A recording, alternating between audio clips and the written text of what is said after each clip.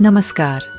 आज आपण को नहीं जीवु ओडिशार मध्य भागरे अवस्थित एक पुरातन और ऐतिह्य समृद्ध जिला ढेंकानाल को।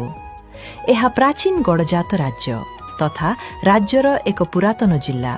यह गड़जात राजा ढेंका सबरंक द्वारा स्थापित होइथिला इतिहास कहे। ढेंकानाल ढेंका सबरंक नाम रे जने सबर राजांक द्वारा शासित होउथिला।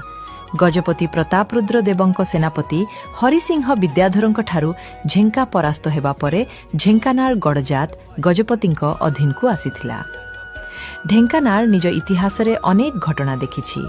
मराठांक सह युद्ध, प्रजामंडल आंदोलन, जतननगर दुख सबुकिछि एही माटी रे लेखा अछि। एही माटी देइछि देशर सर्वकनिष्ठ शहीद बाजी राउत। भुवन ब्लॉकर नीलकंठपुर ग्राम रे जन्म नेइथिबा बाजी राउत प्रजामंडल आंदोलनर सबुठु निर्भीक योद्धा थिले।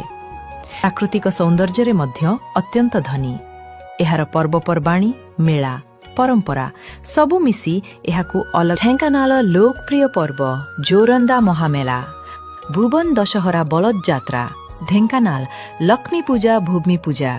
भुवनाल बुली आसिले देखिबे कपिलास जोरंदा, सप्तसज्जा, सापुआ डैम, कुआलो, अष्टशंभु मंदिर, ढेंकानाल राजप्रसाद, दंताधर, सरांग, अनंत शयन प्रतिमा, बाजी राउत स्मृति, स्तंभ बाजी राउत सेतु, आहुरी अनेक किछि।